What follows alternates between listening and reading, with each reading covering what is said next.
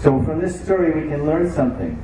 He was advised, oh, you're having problems, oh, you're worrying, oh, my dear disciple of Srila Prabhupada, oh, my dear disciple of Srila Bhakti Sridhar Swami Maharaj, you're facing obstacles, you're feeling problems, you're feeling separation, you're sad, you lost your inspiration, then go to his samadhi in Radhakund, because he's eternally doing bhajan here and is a prakrita chinmaya deha. Bhakti Sridhar is sitting here as a prakrita chinmaya deha doing bhajan on the banks of Radhakund. So this is the point. So we can come here to his samadhi, or his Pushpa samadhi in, I suppose, Manipur, Pushpa samadhi.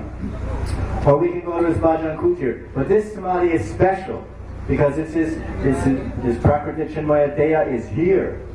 And not only that, this is not only his samadhi, but it's his bhajan stali. This place of Manipur is his seva stali. That is his guru, Prabhu Datta Desh.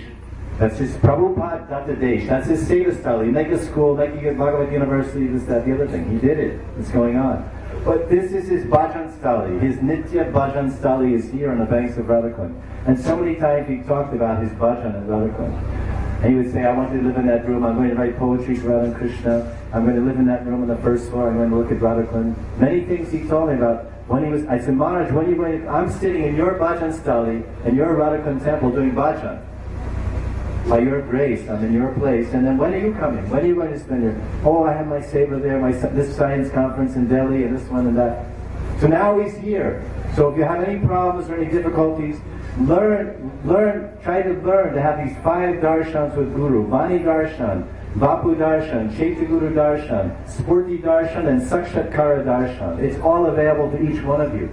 There's no question of separation. It's 24 hours association.